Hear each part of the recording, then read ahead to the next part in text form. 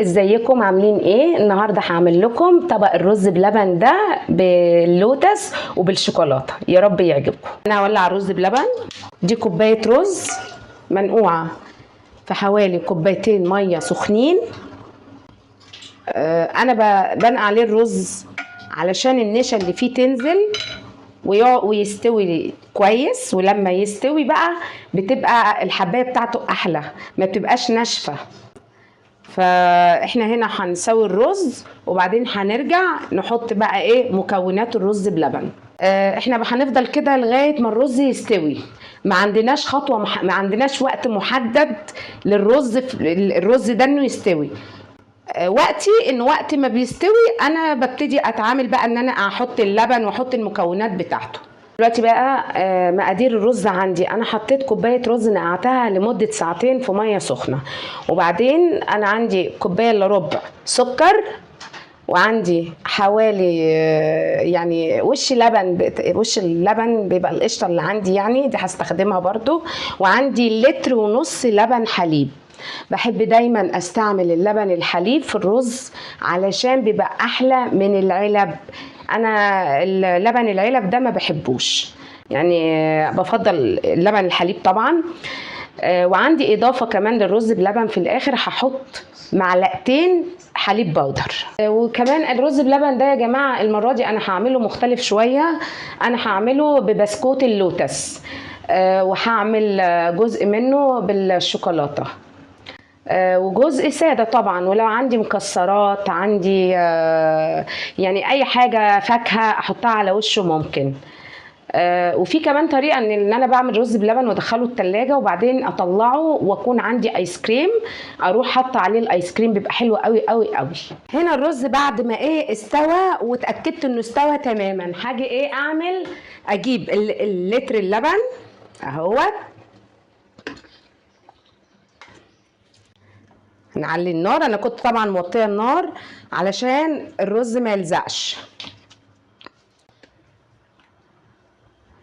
هحط السكر بقى. السكر يا جماعه انا بظبطه على زي ما انا عايزه يعني. ده كوبايه الا ربع سكر.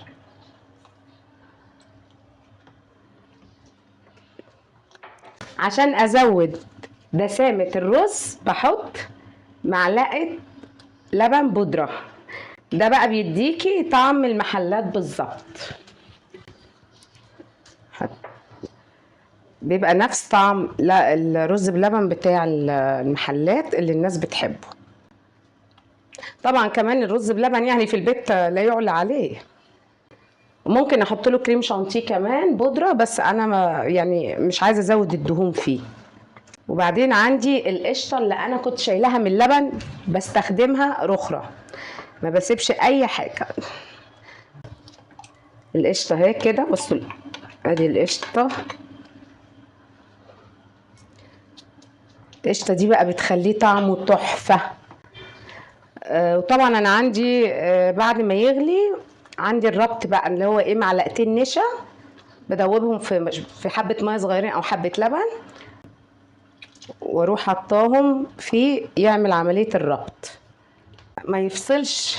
يعني انا لو حطيت له ماده الربط دلوقتي هيجمد، انما هو الرز مغليش، لازم يغلي غلوتين كده وبعدين احط له النشا.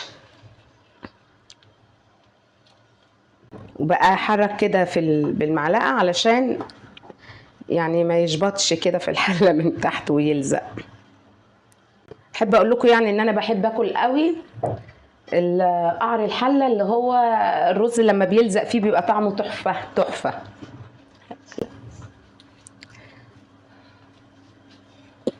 انا مستنيه يغلي بس كده.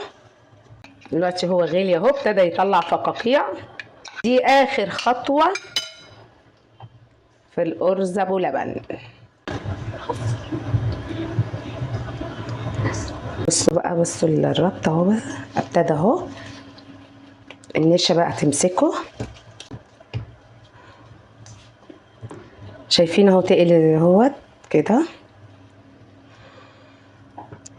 جميل جميل جميل. على فكرة انا ما بخليهوش يجمد، يعني ما بخليهوش يبقى جامد علشان هو لما بيبرد بيجمد، فما ينفعش ان انا عايزاه كده اهو. بصوا عامل ازاي. هقلبه بس شويه كده دقيقتين، ووطي النار شويه واقلبه علشان يبقى خد التسبيكه بتاعته. وما تنسونيش في لايك وشير واشتراك في القناه. وعلى فكره ممكن كمان يعني اي حاجه نفسكم تسالوني فيها على اكل وانا ارد عليكم، ابعتولي وهرد عليكم. اي حاجه تحبوا تعرفوها في الاكل انا مستعده ان انا ارد على اي حد. دلوقتي انا بسيبه يستهدى شويه، بس انا عندي بقى ايه، عندي مثلا بدل ما احط المكسرات، مش كل الناس بيحبوا المكسرات يعني، جبت بسكوت لوتس وكسرته وهزوق بيه، وهزوق بالشوكولاته كمان. ودلوقتي بقى هبتدي معاكم التزيين. زي ما انا قلت لكم ان انا بجيب بسكوت اللوتس اكسره، بصوا كده بقى ابتدي اعمل كده اهو. فكره تقدروا تستعملوا اي نوع بسكوت، ولو حضرتك يعني عايزه مثلا تبقى البسكوت ده طعمه بالقرفه، جيبي اي نوع بسكوت شاي وكسريه وحطي عليه حبه قرفه، هيبقى هو نفس موضوع بسكوت اللوتس. زي كده نص الصينيه بالبسكوت اللوتس، بسكوت حلو قوي قوي بيعجبكم وبيعجب العيال الصغيره كده. والنص التاني ده انا هعمله شوكولاته. وبعدين هنحط كده في التزويق